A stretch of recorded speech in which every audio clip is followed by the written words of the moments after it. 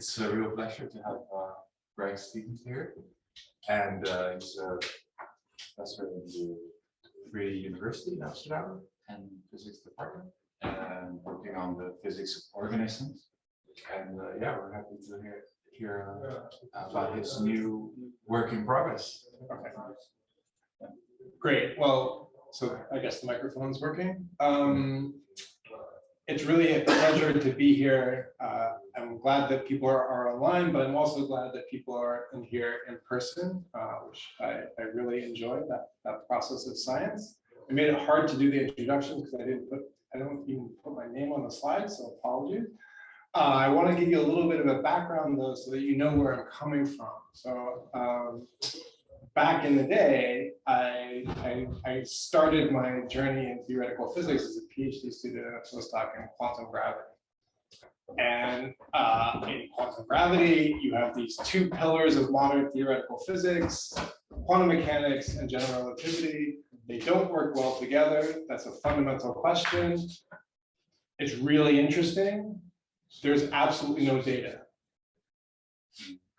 Over the years, I got interested in, once you start thinking about, someone introduced me to neuroscience, you start thinking about the brain, and then you start thinking, hey, what's more fundamental? The problems that we think of in quantum gravity, the unification of forces, or the brain that comes up with our very successful way of thinking about the world in the first place.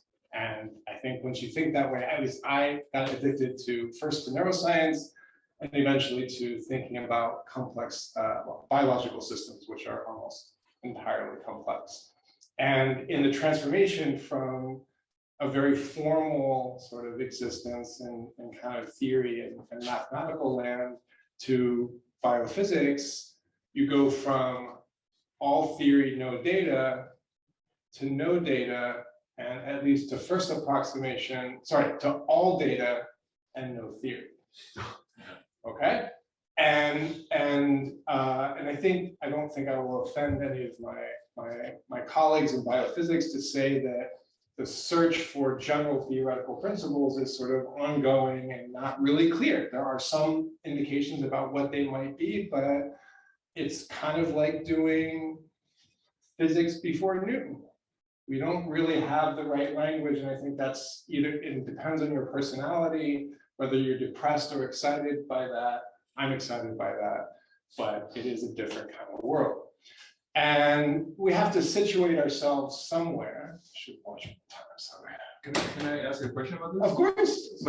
So if you mean the language, I mean, to some extent, neurons are dictated by laws of physics. So you mean probably the relationship to the neurons to the cognitive world? This table is dictated by the laws of physics, but it's made of atoms. But knowing how to go from atoms to table is challenging and yet somewhat understood transformation. Knowing how to go from atoms to a cell or to a whole organism is at least to me seems impossible. So they're dictated by the laws of physics, but it's nice to be here in this is emergence. There is really no way, I think, that you'll ever start at first principles in, that middle graph, that middle video is the C. elegans, one of the simplest brains in the world. You'll never go from first principles to understanding that. I don't see how that's possible. So yes, there's no mysticism here. It's all physics, but that's not very helpful. And so it's I think, well, we can talk about it afterwards, but I don't think we know yet how to sort of parse these systems where even if you list the ingredients, the microscopics, how it comes together is so kind of unique and complicated that no idea. So no mysticism, it's all physics. But in the space of living things or the space of biophysics, I chose to focus on a scale that is still relatively unexplored, but clearly interesting because,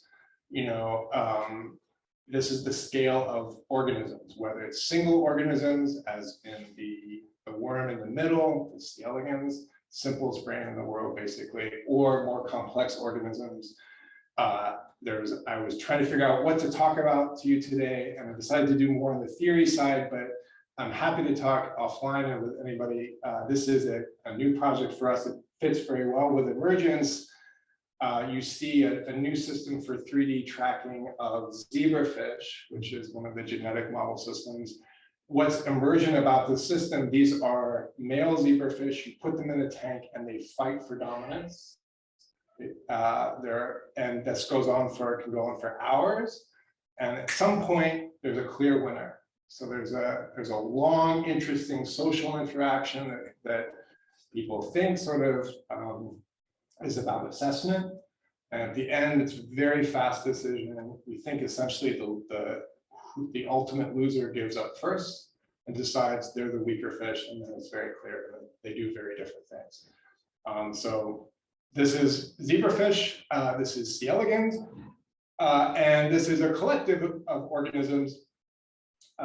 This is a honeybee hive, a bee gas, if you will. And one of the things that's made my research program sort of possible is that instead of just going into the woods and pointing your iPhone at an animal, which is kind of traditional, that has been sort of traditional studies of animal behavior, you can bring these systems into a more laboratory environment where they're still behaving very, very naturally and very interestingly, and you can measure them. So we use all the attributes of deep learning and machine vision to use sort of high resolution and space and time video, and to pull from that video the relative coordinates of the important sort of degrees of freedom. So it might be like you see with the fish, it's their orientation and their position. In fact, there's like 3 points on the fish that we track.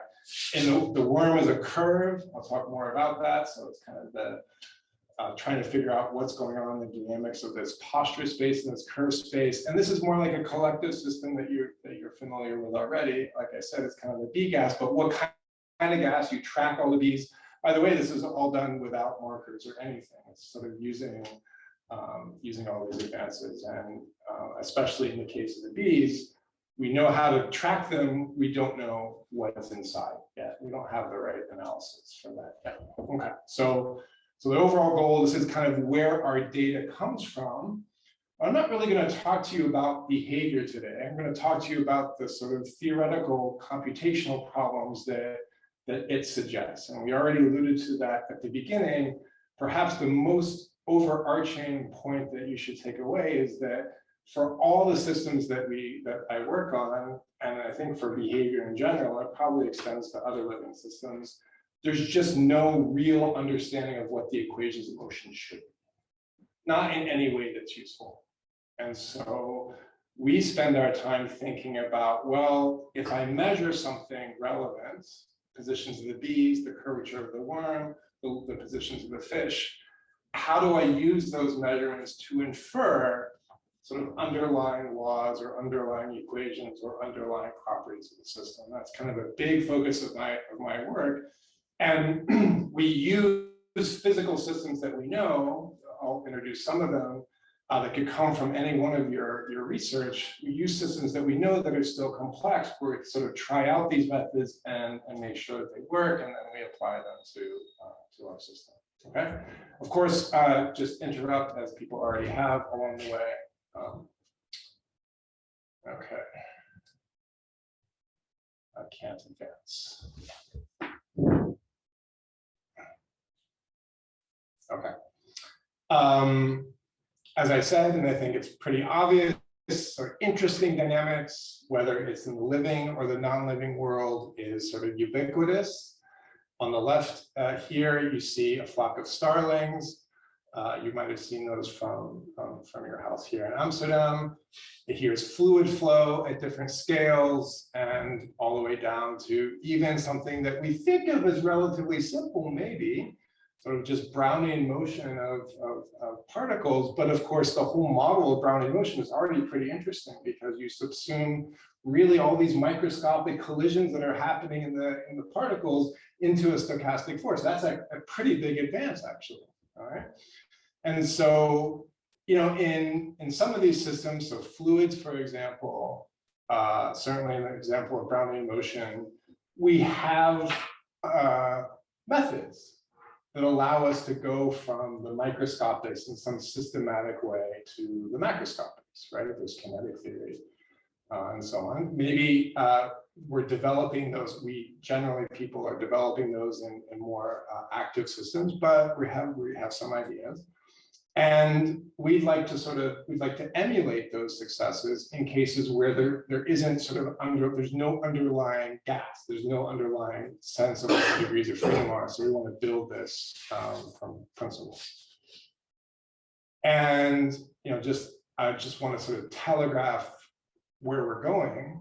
So again, if you think about fluids as a good example, I think it's a very nice example.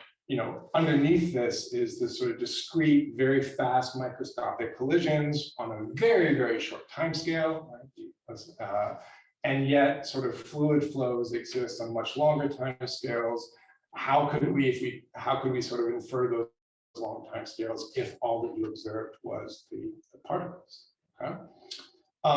And the way we're going to do this, it has kind of a mathematical name, but you've seen it in other guises, I'm sure. And it's essentially, we're going to learn from data Fokker-Planck dynamics in essence. The challenge is I'm going to call this a transfer. I'm going to call the dynamics that we learn not a Fokker-Planck dynamics, because we're not actually going to learn an equation of motion directly. I'm going to call it a transfer operator because we're essentially going to learn a matrix, a Markov matrix, so a Markov chain that describes the finite time evolution of a system.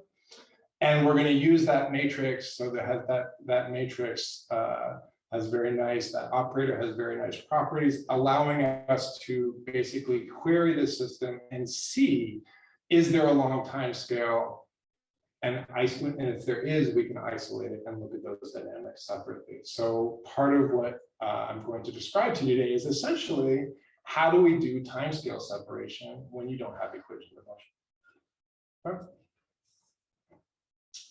So a paradigmatic example that I want you to have in mind, but also would definitely sort of in line with molecular dynamics, is just a particle in a double well. Okay. So at equilibrium. All right. So it's bouncing around, sort of reflecting the stochastic nature of thermal equilibrium. It's bouncing back and forth between these two wells. We could write down. So this is in principle an underdamped Brownian particle. We know the equations of motion. And in those equations of motion, actually, it's an interesting problem, which I give as an exercise to the students. Even if you know those equations of motion, there's a long time scale in those dynamics that's actually not so obvious from the equations themselves. What's that long time scale? It's simply the time that it takes to hop from one well to another. Right? And you've probably all done this as an exercise in statistical physics, right? But it's certainly not so obvious from the equations. And could we learn such a long time scale if you just measured the dynamics directly, right? And to make it even harder, what if you didn't measure the dynamics directly, or at least fully? Because that's the generic condition that we have in living systems. We have no idea if we're capturing the full degrees of freedom in any one of the measurements that I have, at least on the scale of organisms.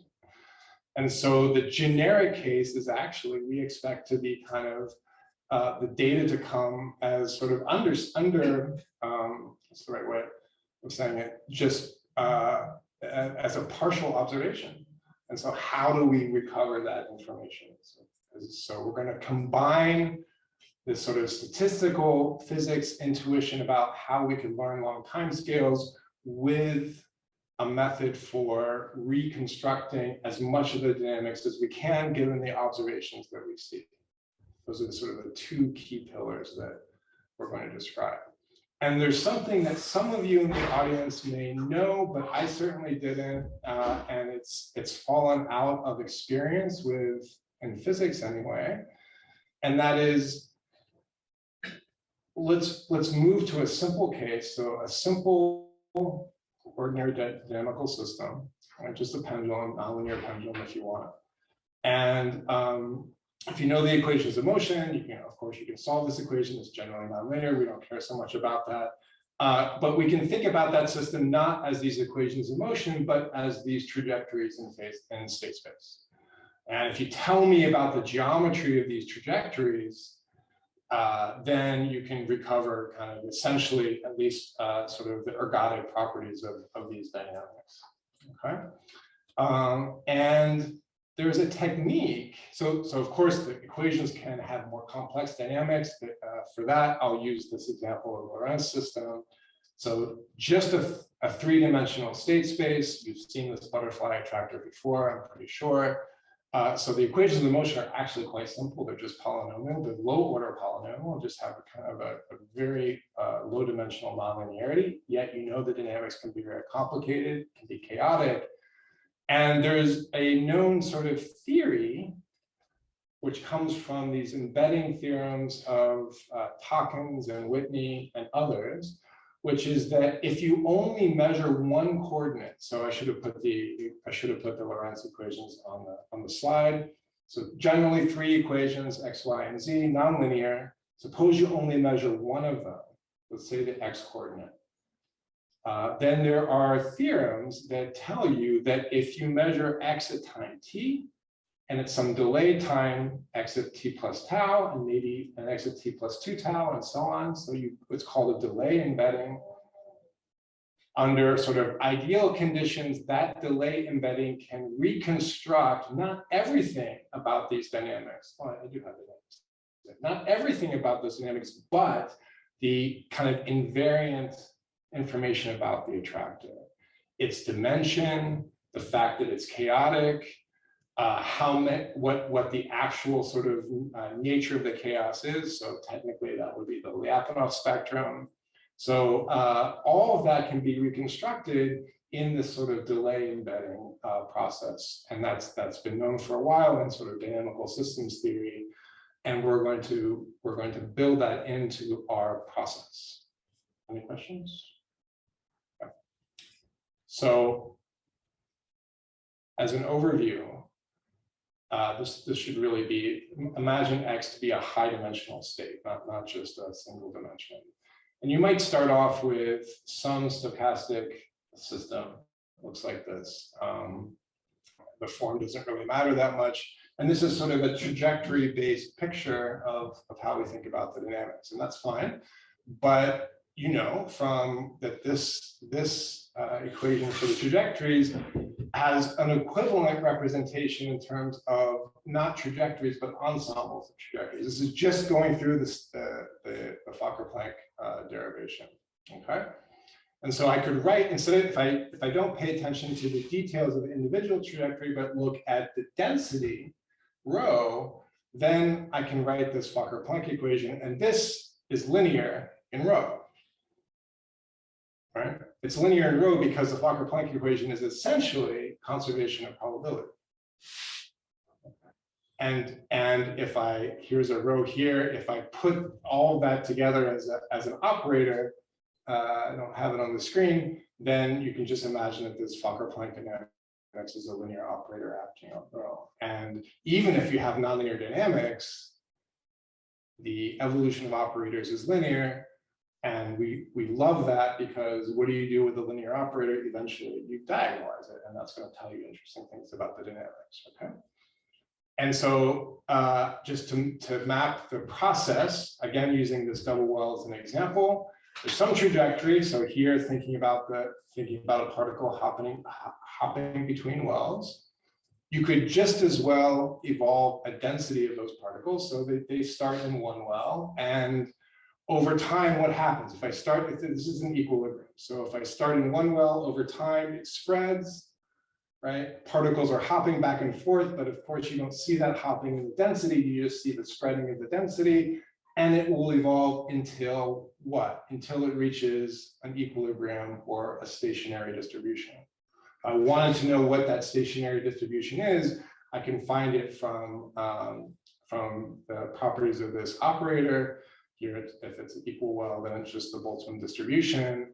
And the key is that in the process of evolving to this equilibrium distribution, the eigenvalues, operator eigenvalues of the Fokker-Planck dynamics guide the timescales on which you relax the equilibrium. And in the example of this double well, the longest timescale. So there's multiple timescales that dictate how you relax the equilibrium in this case, even in a simple well, or a simple double well, simple particle in a double well. But the longest of those is a hop, back and forth. And so if you were able to build this operator, this guy, and measure its eigenvalues, now technically I'll tell you that this happens to be a stochastic matrix, so there's always one eigenvalue that doesn't decay. So one eigenfunction doesn't decay, that's the invariant density. There's always a second eigenfunction. Sorry, if there is a long-lived state, you'll see it as a non-trivial sort of operator near the invariant density, and it will tell you about long-time dynamics. And in this case, it's exactly the hopping. I'll show you that in detail. All right. Okay. So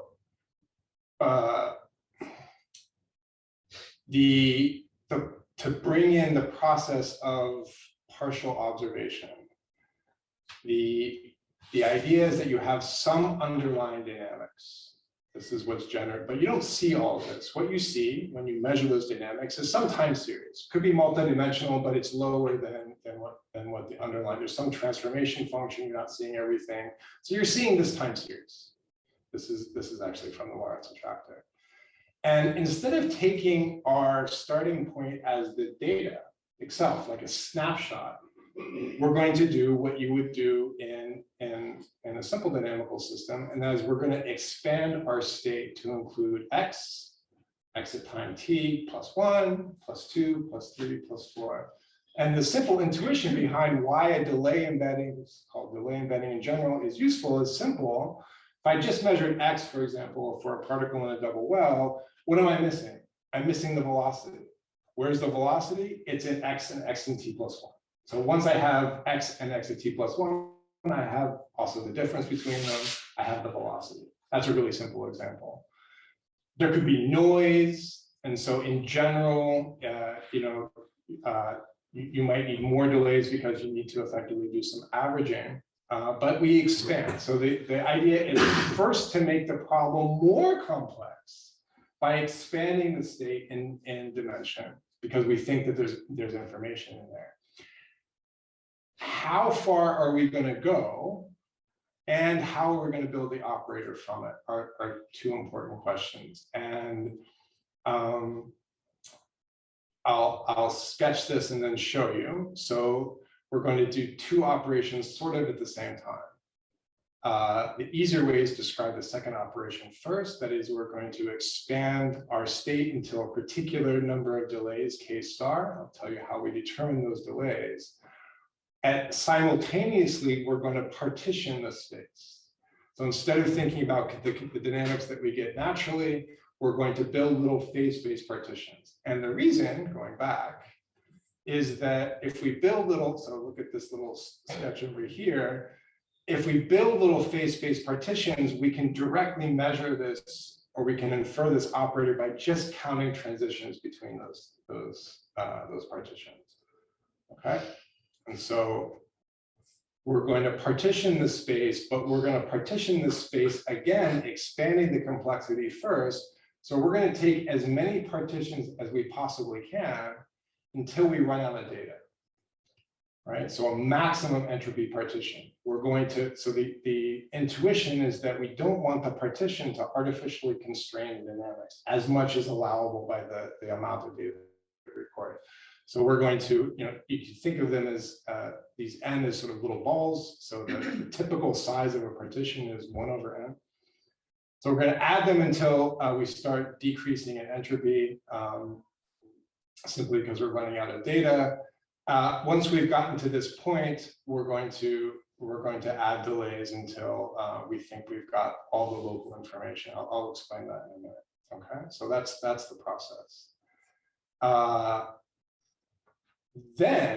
So once we've constructed this kind of maximally informative state space, we build this operator by simply counting transitions between one state space partition and another.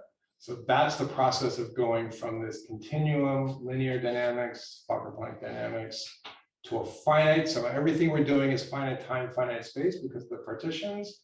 So you can imagine integrating this equation for a small amount of time, building what we call a transfer operator because it transfers the density from t to t plus tau, finite time. And we can measure this guy by simply counting transitions in the partition state space. Okay. And when we do it, then it's the eigenvalues and eigenvectors of this reconstructed, this matrix essentially, that guide the timescale separation. Okay, so it's sort of doing Fokker-Planck dynamics without the equations. Let me show you how it works. So again, back to our particle, underdamped particle in a well, bouncing back and forth. And if I measure the entropy rate, so sort of a sense of how predictable the system is as a function both of the number of partitions and of how many delays I pick. So again, it's an underdamped particle in a well. So in principle, you might think that 2 delays, you need at least 2 delays to get the velocity. And you see that going from just measuring x to measuring x and x plus 1, x at t and x at t plus 1, already reduces the entropy. The uncertainty has gone down by quite a bit, okay? But, and this is either technically, sorry, I'm interested in this, it may not be so interesting to you. It turns out that you don't just need k equals 2 precisely because of how challenging it is to get the continuum limit of stochastic dynamics. It's a technical point, but you get most of it with k equals 2, and then the rest with some higher k's. And that's entirely because actually doing a discrete approximation to stochastic equations is a very non-trivial thing to get absolutely correct. Okay. But you see that the uncertainty has gone in your state has gone down quite a bit by just adding the velocity information. It goes down a little bit more with others. Don't worry about that. In this case, there's another important point. It's an equilibrium, which means that there's always information on a shorter time scale. So the entropy, even when you have 3 or 4 delays, so down to this limiting curve here, the entropy rate will still grow as you add partitions because it's a stochastic system. But that's just understandable, and I'll show how that differs in real data and in the Lorentz system, which is deterministic. So, Greg, can I ask a question? So H is the entropy or entropy production? It's not the entropy; it's entropy rate. So. So it's essentially the block entropy divided by the time. Yeah, but so in the previous slide you had an expression for that, but I didn't see how it depends on n. So how does it depend on the number here? Because you're measuring sequences essentially. So you only have sequences once you have a partition. Okay, so you're really measuring entropy as entropy of sequences. Right, and that's a kind of a permutation expression. So like it's just a Shannon entropy for that. It's just a Shannon entropy for that sequence. So there's nothing more than turning your state space into a symbolic sequence. And the challenge is you're free to choose what symbols should be. And here we're just the choice of symbols, is essentially a choice of how fine a scale in the state space you want, and that can't happen. And that's the explanation why it actually goes up as a function. It's actually exactly. Okay, and it's actually really important and subtle, and I'll come back to explaining that in a minute. So it's surprisingly subtle.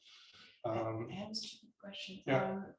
What you could partition is just how many, for example, the resolution of your system is Yeah. like how many. It's our resolution, sorry, it's not the resolution, we don't know what the real resolution of the system is, but it's effectively our resolution. Yeah, the one we use. So you throw down however many boxes you want, and you know, and that determines the kind of final scale resolution. Exactly.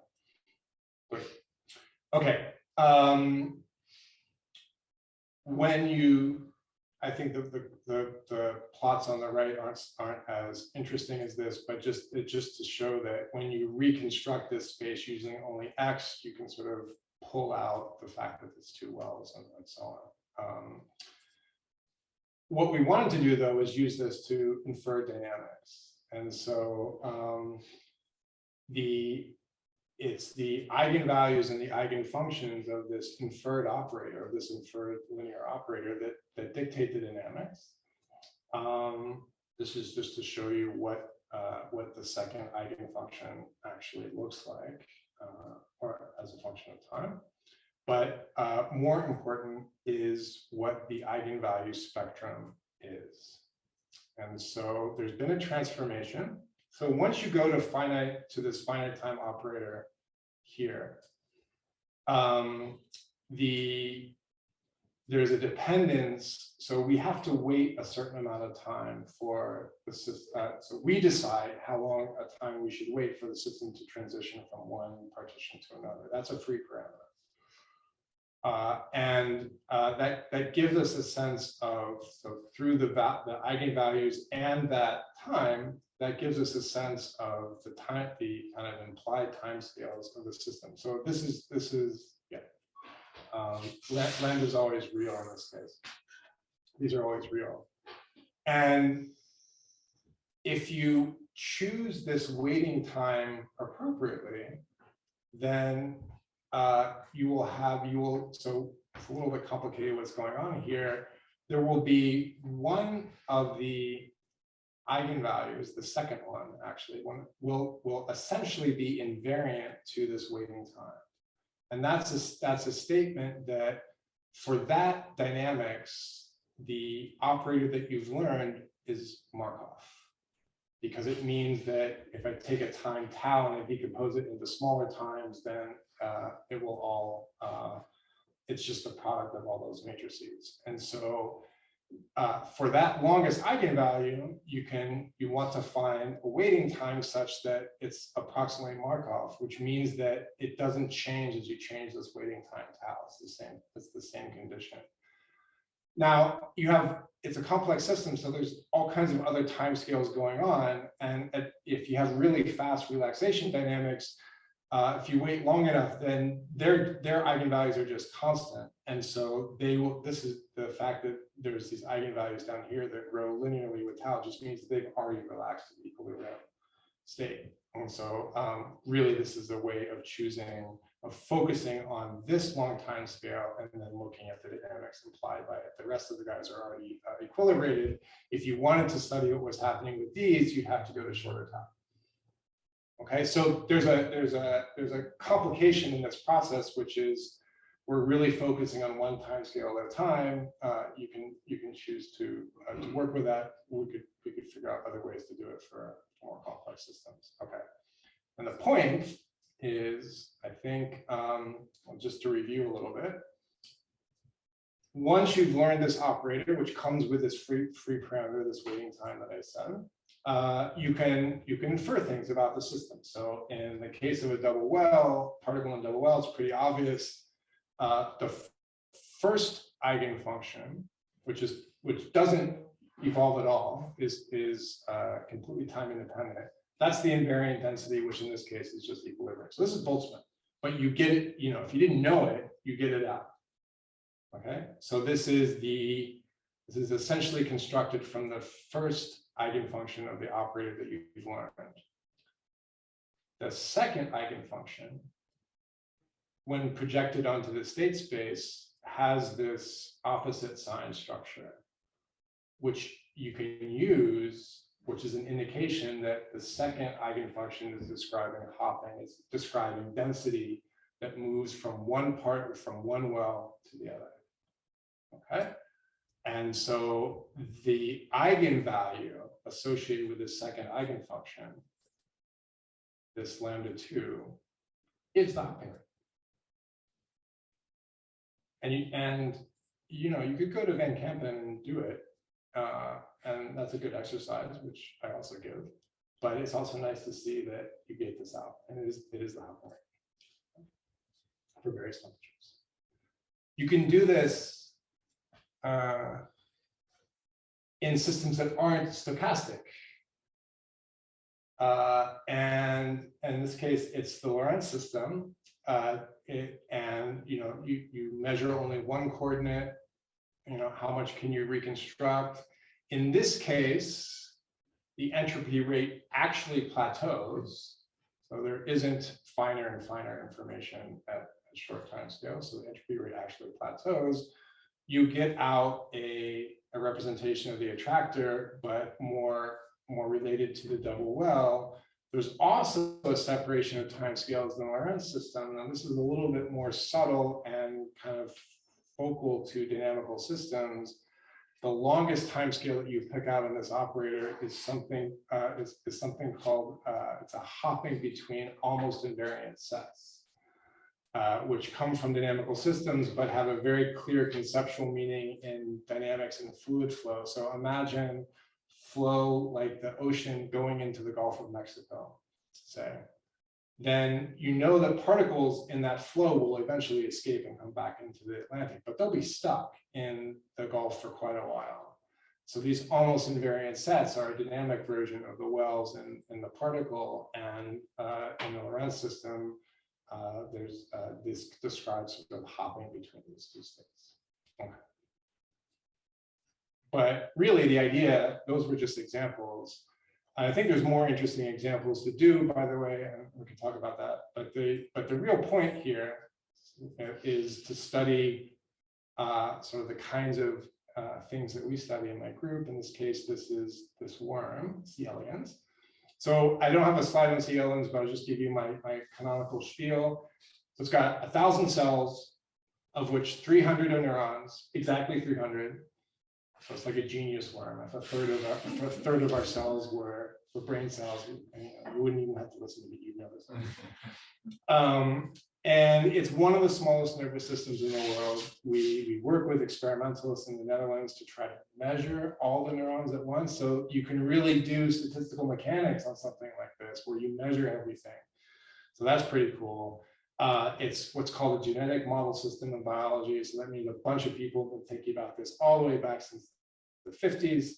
So they have all kinds of ways of manipulating it at sort of at the level of genes and so on. So, but for us, it's an interesting sort of model to think about behavior. And as you can see from this video, it's this sort of thin, slithery kind of creature. It's about 1 millimeter long, and it moves by making these undulations in its body. And on the right is the posture. On the left is a zoom out of how that changes in the posture through interactions with the substrate, then move the animal around in the world. It has sort of the run and tumble model of bacterial chemotaxis is similar. It kind of moves in semi-straight lines and then does these kind of very like you see in the video, these sort of turns where it brings the head to the body and kind of pivots around and goes somewhere else. Right? And that's the kind of data that we'll be looking at. Any questions on the other? Okay. Is that 2D or 3D actually? This is 2, where basically every measurement is made for the moment. But it's a really interesting question to go to 3. People have gone to 3 just barely, and it lives in soil. If you go and dig up soil in a garden, you will find these guys. They're all over the place. So it lives in a really complex environment that is interesting to study. And in 3D, it actually becomes an interesting geometric problem. It also twists. So, nobody really knows about kind of what its motion looks like quantitatively in 3D. It's a totally interesting question. How do they measure the neurons in these systems? Through calcium imaging, Right. And so you can put fluorescent reporters into the neurons. you can't tell here, but, oh, that's an egg, yeah. This is the head. So it doesn't really have a brain in the same way that we do, but it's got sort of a ganglion. So it's got a large concentration of neurons, including control neurons that sit here. So you can have a high resolution tracking microscope that needs to be kind of micrometer resolution, so you can separate individual cells, and you sort of focus on here, and you measure about 2/3. You measure about 200 neurons, which is pretty much everything, and then the rest are kind of distributed as motor neurons down. There's a few sensory neurons in the tail, and so on. But you measure this using calcium. So it's been a long time since there was some neuroscience, but the dynamics of these fluorescence proteins Slow. is slow, right? Yeah. So that's what I was wondering. Yeah, so it's one of those kind of weird biological things where you're right. So for those who don't know, you have these kind of fast processes that happen in neurons, including yours, where channels open and close and ions flow in and out really fast. You can measure that by putting a wire into a neuron and seeing directly the electrical current as it changes, and the voltage as it changes. You can't put a wire in this animal because its body is under positive pressure. And so if you stick a metal wire to get the fast dynamics, then the guts, whatever, it spills out. It's disgusting. But it's a good point. And so you make a trade-off. These neurons aren't as fast as the neuron look. So your neurons do something which is called an action potential. So they generate a very stereotyped electrical pulse, and that gets transmitted along axons to the rest of your brain. These animals don't do it in the same way that your outer eye, your retina, doesn't do it until it gets to the optic nerve. So if neurons are really close to each other, they can communicate chemically. That's a side point. So does that answer your neuroscience question? No, well, kind of, yeah, but I was just wondering because I'm wondering what is going to come out of this because of the timescale separation. Oh, but I'm not going to do it on neurons. I'm going to do it on behavior. Oh, okay, right. Okay. Right. That would be, I can show you stuff. I can show you in a different offline. I can show you. The neurons aren't that fast. At least in the calcium, they're not that fast, and they work together. So you can find interesting collective states in the neurons through calcium imaging. Yeah, right. But you don't know what you're really missing until you actually did. Yeah, because people worked on the zebrafish and they found these oscillators in the hindbrain using calcium imaging. Mhm. And they can measure also up to like so many percentage of the.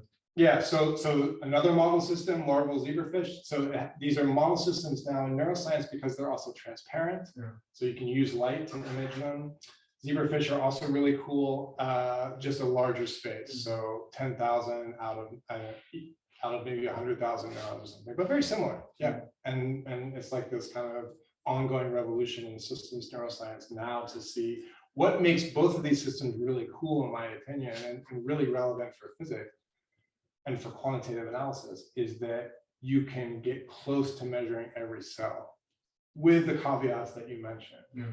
But that's so different than traditional, even really good systems neuroscience in higher animals. I mean, you measure 1 million neurons, it's still nothing compared to what the size of the network is probably doing. So it's very hard to make progress. And I think these systems are really interesting. They do come with caveats, but they're interesting. Okay, well, we're going to talk about behavior, because what you see in this kind of plot of motility, where the animal ends up in the plate, is that there's some of this separation between these sort of fast events where the animal's reorienting and these longer events that are happening in between. Let's see what we can say about that. Now, to do that, you need to have a way of representing the shape of the worm. And you can effectively do Fourier analysis on the posture. And it's a silly thing, and it shouldn't have mattered that much because I think it was so obvious. But the most remarkable thing I did as a postdoc was call these Fourier modes eigenworms. Because everybody's like eigenworms, because they're actually eigenvectors of a shape covariance matrix. So it wasn't wrong, but they're just kind of basically Fourier modes. And the worm, just like you, so you have all these possible degrees of freedom that you can use, but generally speaking, you don't. And so you only need 5 of these modes to really capture basically on 2D what the worm is doing. 3D is an interesting case. And they're very general. So the idea that the worm is low dimensional and its space of postures is very general. You can muck around with the nervous system. You can do all kinds of things, and it's really very hard to get the worm to leave the space.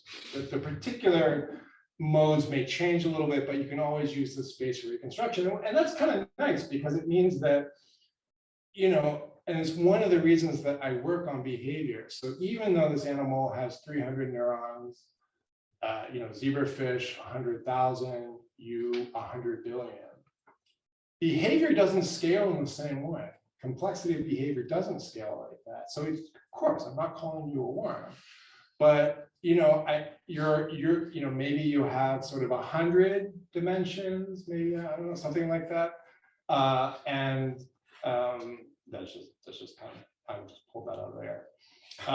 But not as many, nearly as many dimensions as neurons. And so by working on the scale of behavior, there's an essential simplicity that sort of guides our analysis, makes it much easier. Okay. So these shapes are determined based on some bounding box around the. Oh, how do you get those shapes? Yeah. Oh, okay. So what you do is you teach your computer to draw this curve for every shape. Right? It's not hard to do. So you got to get it to ignore things like eggs, but you have to get it to know that that's the head, which is not so obvious in this picture. It's actually not so obvious. So you teach your computer to draw this centerline curve, which doesn't exist. There's no skeleton here. It's just a soft body thing. And you do that for hundreds of thousands of shapes. It's really easy to generate, you know, for different worms, just crawling around the plate. Right, and every time you get one of these, what you really get is a curve, along the body.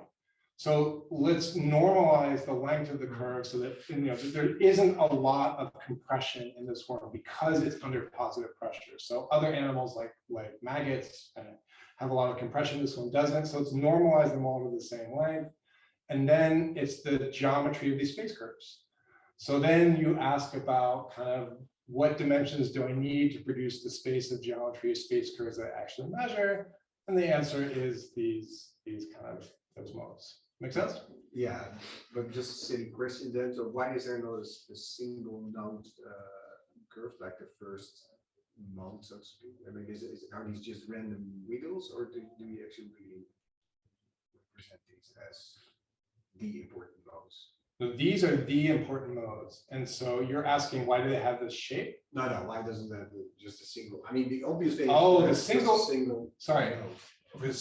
That's right. Okay, so that's here. So you can't. It's a little bit of a low resolution, but it's not the most relevant. So the 2 most relevant modes actually are a conjugate pair that describe a traveling wave that moves the worm forward and backward, and those are here. And this one, the one that you said, the kind of the longest wavelength bending mode, it describes the process that you see here. It's the worm turning, and it just happens. So that's that mode because you're exciting. It's like the longest wavelength, and it just happens that worms don't do that as often as they go forward and backward. So what you're picking up in the ordering of these modes, they're ordered by variance in the space of shape. So if you do something more often, that's why the other ones come first. Yeah, good question. Okay. So what you do by this process is effectively transform a dynamics in the space of postures to a dynamics in the space of modes. And that's a low dimensional dynamical system, could be stochastic. And so we get a time series that looks like this. And if you've done this for a while, then you can look at this and say, well, the worm's going forward here, it's going backward here. And this big excitation along A3 is the term that I just showed you in the back. Okay? You do the same thing that we've done for the known dynamical systems, Lorentz and the particle in double well. You recover a transition matrix and a spectrum of eigenvalues in that matrix. There is a long-lived mode that's relatively long-lived. In this case, it's a few seconds, it's tens of seconds really. And that mode is actually remarkably interpretable, at least if you're a wormologist, but I think it's interpretable to you too. Let me explain.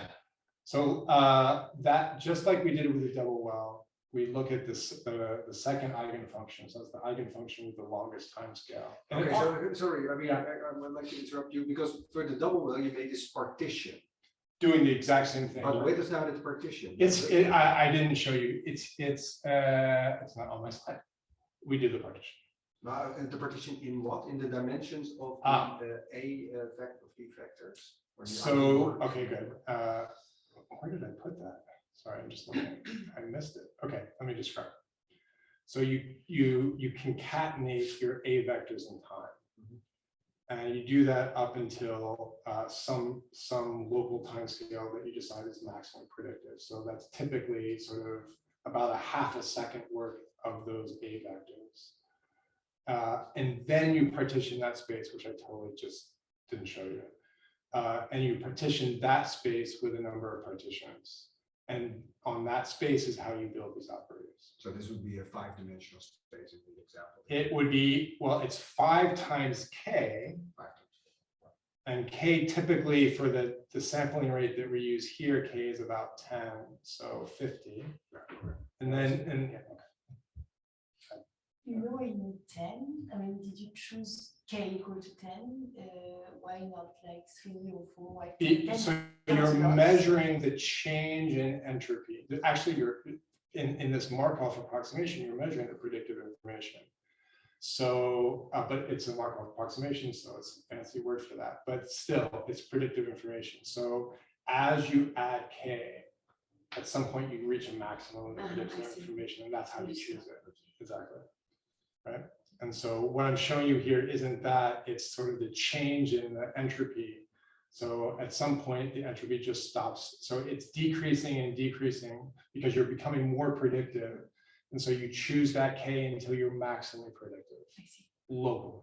And then you could stop increasing. That's it. That's it. Right. Yeah. Now, there are systems, yes, that's it. And then on top of that, you build a partition and then you measure the matrix. Okay. Yeah, I realize it's a number of steps. Okay. The spectrum that comes out of that process, that reconstruction and partitioning process, has a relatively longer time scale. If I look at that, so I can't really show you the mode because the mode exists in this high dimensional embedding space, so it's not so easy to visualize. But I can show you it has the same properties of the double well. So it has a sign structure, so that it's negative for the longer bouts of what you would call running in the worm. So kind of roughly speaking, moving in straight lines, not really straight, but not turning. And these shorter epochs, which in worm language are known as pirouettes because the worm sort of turns in place. And this mode, the sign structure in this mode recapitulates that very nicely. So if you use this to build a two-state model on top of your dynamics and just look at the dwell times in those two states, you get a pretty nice sort of measure of the dwell times. There's something going on here, which I'll talk about in a minute. But the point is, I'm not sure how much you'll appreciate this, but biologists, especially wormologists, they know about this run and pirouette model. They made it up, and it's not wrong, but it comes with this kind of phenomenological sort of state of, well, what's a run and what's a pirouette? And so one of the advantages of this is that it emerges very naturally, and there's some fine scale differences between. So first of all, we get a sense of what are the long time scale dynamics. In this case, we recapitulate sort of a known process, but in a more precise way. If I try to give you some more intuition about what those states look like, here I measure the curvature and kind of the speed of the body wave in these two states. So blue being the run and orange being the curvature, sorry, orange being the pirouette. So when you're in the run state, you're moving relatively fast and you're not turning. When you're in the turn state, you could include a reversal. So you can be going backwards and you're also, and then you're sort of not moving at all, but turning, right? And so the picture that I want you to have in mind is that we've used the eigenvalues of this operator to effectively build a landscape. And in this case, it's a two-state, right? It's just a single barrier, at least in this approximation that I'm talking to you now. But it can be more complicated, and the landscape emerged from the dynamics we didn't have to know about a priori. We let the long time. Now, it's possible that if you go back, and maybe your system never has a good timescale separation. So this could fail, right? But if there is a reasonable timescale separation, then you can go forward and see what it tells you. Okay. Can I ask you another question about the partition? Because you now present it in a, well, maybe it's just a projection of the, the data function. So I don't know what the data is and the omega. But is this an interpretation of the partition in a sense? So how do you actually construct or project from your partition phase space, all the A's times the number of frames towards something like that? That seems to be a, well, is there some magical transformation in place? So I can't show you what the eigenfunction looks like, but the idea is, let me go back to where let me find it better. That's not good. Right here.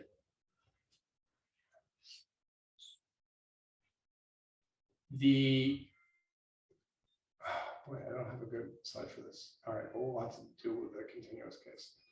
The idea is you're expanding the density in terms of these eigenfunctions. So how much at any time you're projected along that eigenfunction, that you can say. And that's the sense in which, when you go back to the worm, I can show you things like I can tell you the sign of that eigenfunction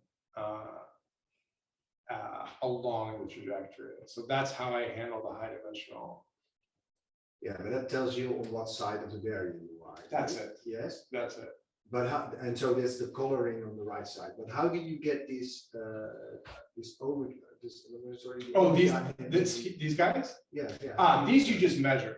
So if I have the, so these don't come. So this is like these don't come from the operator dynamics at all. Okay. So they're just for interpretation. Sorry. Okay. So you measure them separately. Yeah. Okay. Sorry. That was the mystery. Sorry. Absolutely.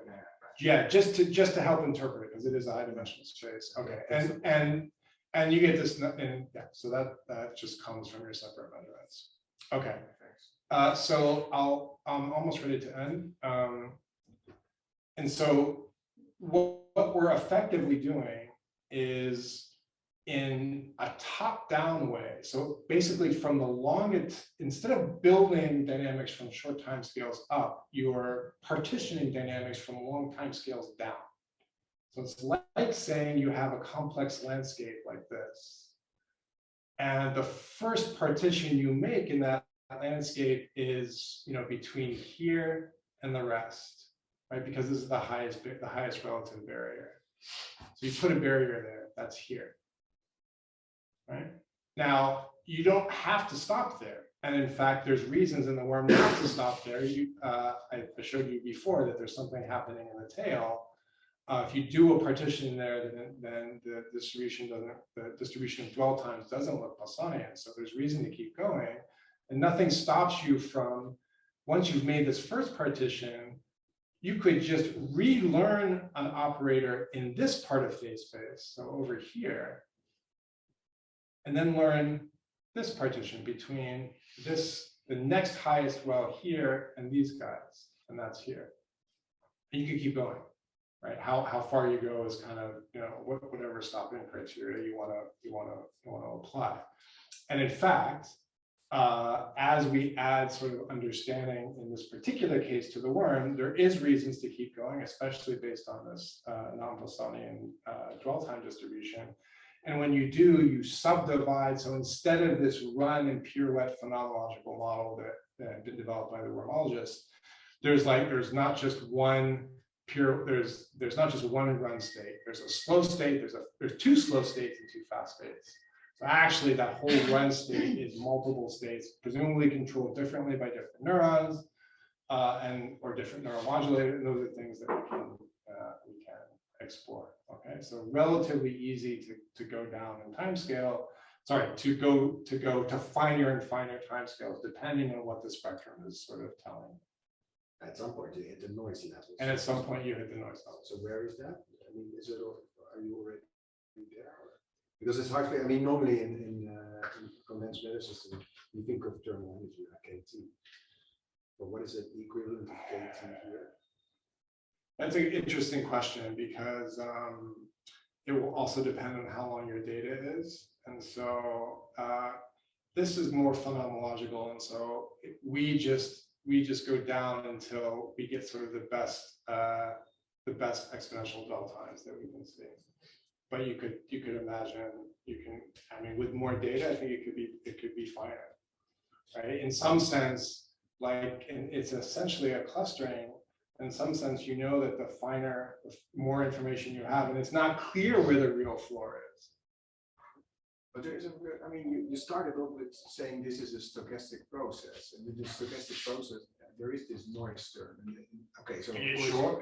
For the worm, we just don't know. It's just unknown. Yeah. So, and there's also, of course, no what's it called, fluctuation dissipation theorem that says anything about it. Not really. Right. Not really. Right. When you measure eigenvalue decomposition, don't you have like a gap or something like that? Yeah, but that so you can use would that. depend on your resolution or something. What's that? That would depend on your resolution of your experiments, or is it what you're saying? That's No. So if you have more data, for example, this gap between the longest lived mode and the longest non-attributable mode of the second one, I don't think this gap will change. What we're really talking about is the finer timescale dynamics that become harder and harder to understand, or at least we don't have a good model for them. So you could even say that all the way back to the double well. And so you can't see it here because I've made the waiting time too long, but there is a relaxation process within the well. So there's a long time relaxation process, which is this cross well time, but there's a shorter relaxation process. We're just falling to the bottom of the well. That's in here too. It's an interesting question. This is where I would want to sort of first answer your question computationally. I want to do this in where I know the analytics exactly for the Fokker blank, for the double well, overdamped double well, and see how far I'd actually have to go to get everything. But you see this time scale gap is huge. Okay. I want to wrap up with just kind of a philosophy slide, which is simply to say that in focusing on these kind of collections of cells and muscles and neurons that come together for some purpose to move in different ways, we were forced to think about doing theory in different ways than I certainly did in general relativity, right? Instead of positing what the models are, we want to learn kind of equivalence classes of models. So we don't even know what the right kind of model for the posture dynamics of the worm should really look like. It's hard to write that down from first principles. So how do you do sort of before you write down models, we need this kind of inverse approach where we can say, well, there are these long time scales. Maybe there's something, it turns out that the worms also have an interesting chaotic structure. These are things that we can learn from data in a theory guided analysis way. I think we need more of that. And we're working on this too. these things become ingredients for a first principles model of, what the body deformations actually should look like. What is the model for body deformations? But there's a missing piece, which is that without doing this, I don't think we have a good sense of what the model should look like. What should it even capture, because the data is so complex. So it's like a first level of data-driven analysis that then guides the principal theory. And with that, I will thank you for your patience. You can come talk to me at Science Park at the FU or here. I have a postdoc if anyone's interested, and we have a group distributed in interesting ways across Amsterdam and Japan. And I can tell you more about that if you're interested. And thank you.